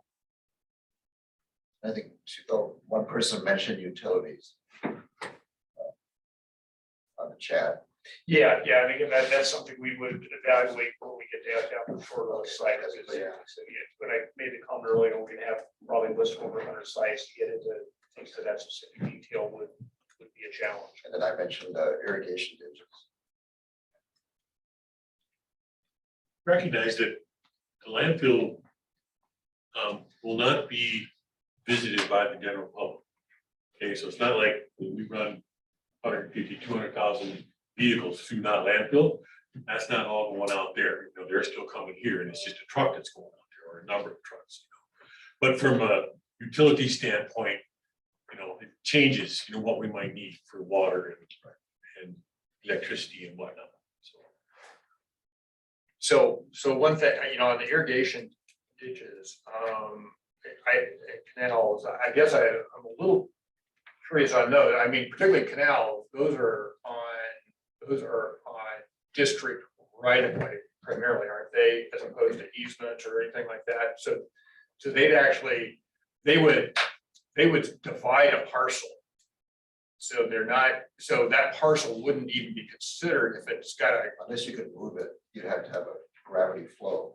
Yeah, and well, I guess my point is, I don't even think they come to the surface of these through the evaluation process. They might, but. Yeah, The irrigation, part of the land use. When you consider it, we talk about surface water. Yeah. Impacts of surface water. Yeah. That's streams, rivers, and canals. Yeah. The irrigation I think it's district in- has rules on, you can't build so Right. close to the canal. I mean, Yeah. you own the property, but they tell you what you get to do with it. What you get to All the do way with to it. the Okay, canal. So yeah. There's, Okay. that's gonna come Okay. out when you go through the process, so.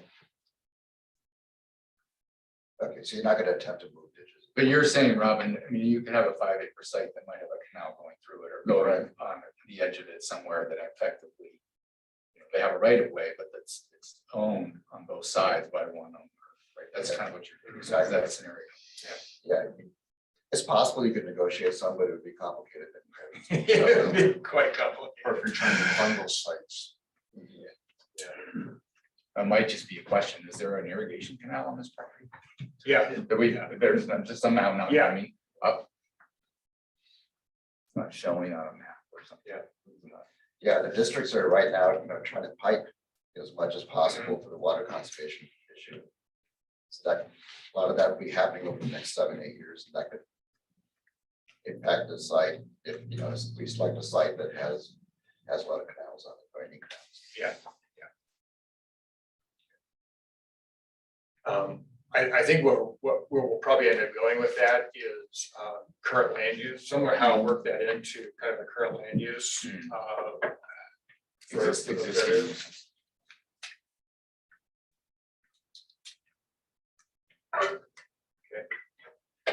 Okay. Anything else on criteria that anybody sees? Okay, so the motion that's on the table Is to accept your list added to. added to that, and kind of reworking the criteria. We're not really changing any criteria as such. It's primarily working on the narrative and working on the scoring and kind of what works into the scoring on those, but no new or taking away any criteria based upon that. And then the question, I guess, is we're talking about the criteria. We're going to start with some of these weightings and they'll be further tweaked based on the additions, but we're going to keep working on that part as we move forward. This 1.75 and 3.5% and all that. Yeah, I mean, that's kind of the weighting that's there now. It's just a starting point. Yes, exactly. Yeah. We have a motion. You got a second for this? I'll second. All in favor? Aye. Opposed? Motion's carried. So Dwight's team will do those tweaks and I'll definitely keep the committee in the loop of when that is in the final version. That'll go before the board and we'll have a probably a work session with the board within the next few weeks to go over this and get their blessing and then we can move forward at that point. And will you let us know when that? Oh, yeah, session is? absolutely. And then should we just double check to make sure? That Yeah, Chris, we everybody didn't hear you. If online- you voted, you were on mute. I voted in favor. Do we have other committee members that are online that we did not hear from? This analysis is very Can we identify by name who made the motion and who seconded? Yeah, Erwin made the initial motion and Keith Caceres. I'm sorry. Yeah. Yes. My bad. That would have been Erwin for some stuff. What? You made Erwin too much credit here. Looked at the motion and Keith seconded. And that sounds like it was unanimous. Yes, yeah. So back to the public participation, when you, after meeting with the commissioners and get a blessing, will there be some kind of step of initially involving the public? You know, we haven't talked about when that would come in. We'll talk about that a little bit more. I mean, we're putting news release, you know, all the website stuff and the general stuff, we're getting that ready to go pretty soon. But again, we're still at that where we've got over 100 sites. So not sure we want to get them involved right away before parametrics start screening a little bit. Yeah. As to whether there should be an announcement, maybe just say that this is happening. Well, good. We do Yeah. a press release and things like that. Yeah. Sue, correct me if I'm wrong, there is a access to the website where the public can submit comments or questions at this point, but we've had no response on that. Is that correct? Yes, there's a manage the future DeschutesCounty.gov email that's been set up and it's specifically available on our Managing the Future page. So any comments that get submitted that way, we also, if that email does not get used, we also have our generic solid waste at Deschutes.org, but Manage the Future at DeschutesCounty.gov is the primary email.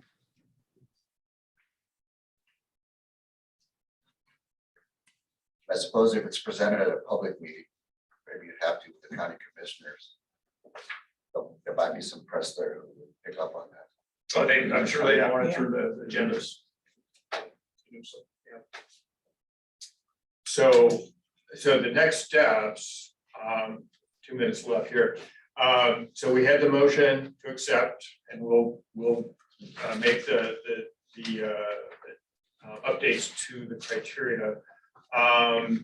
The other action item, so we are going to move forward then, based upon acceptance from the commissioners, going forward with the broad county screening. And then, and that's gonna take some time. I mean, go through that and then start to work into the broadside screening. So from our standpoint, we thought that next meeting, we would not come back specifically addressing, criteria or anything like that. But we would actually be working on the countywide screening and that work, and then probably the July meeting that we would come back with more content coming out of that. So you kind of see, okay, well, what does that look like, across the county? And then next meeting, looking at possibly having a site tour. Yeah, for those committee members, as well as the public that are interested in this, I think it'd be helpful for the committee members if you have not attended a tour at Knott Landfill, that we provided a site tour, give you guys an idea of what the nuts and bolts mechanics of operating a landfill are, as well as looking at how the county has approached landfill operation. We have one of the better run sites, if not the best run sites in the state by reputation. And I would encourage the committee to participate in that tour, give you guys an understanding of what we're moving towards as far as the new site. So that'd be 11 o'clock right after. Whichever works time wise for, we could do it at the start of the meeting, or we could have a somewhat abbreviated meeting in June and then do a site tour for that. Tours typically last 45 minutes to an hour, depending on the level of interest and questions. So the next meeting is gonna be relatively light. I think so. The Mostly on immersed tour. in the criteria application. So we might have some brief update. There may be some more information on public outreach available at that, but it'll be a bit of a light meeting, yeah. And is there a date in July set already or not?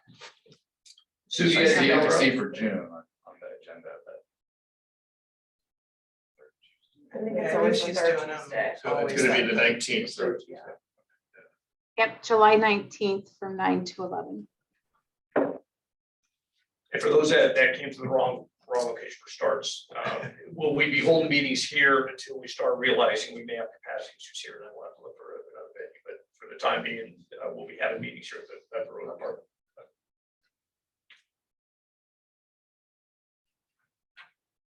One quick question, I want to make sure, in reference to getting from 100 potential sites down to 10 to 15, and eventually down to 3 to 5. What's kind of the process that we as a committee will be involved in that 100 down to 15? When will that come into play? When we'll start talking about that? So what we come back with likely at the July meeting will be the countywide kind of screening and showing where sites could be. Okay, so that's part of the. And then maybe at least a first run through of sites that meet the kind of the size criteria based upon that. And so we'll have at least that much done, but we'll probably be into broad site screening at that time. I'm not sure we'll be far enough along to really present something, because when we present it here, it's presented to the public because it's a public meeting. And so we may want, because if it's still kind of in progress, we may not want to have it out quite yet. And that's not to hold things back. It's mainly just to make sure that we've got everything considered, at that point.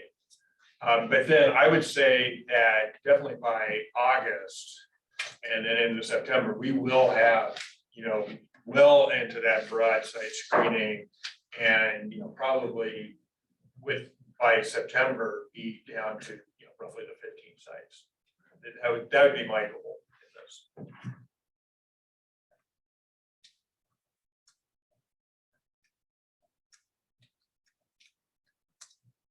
Any other questions, comments before we wrap up?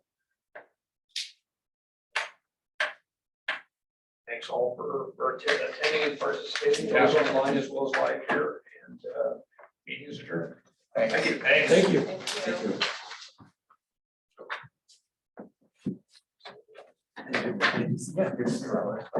Yeah.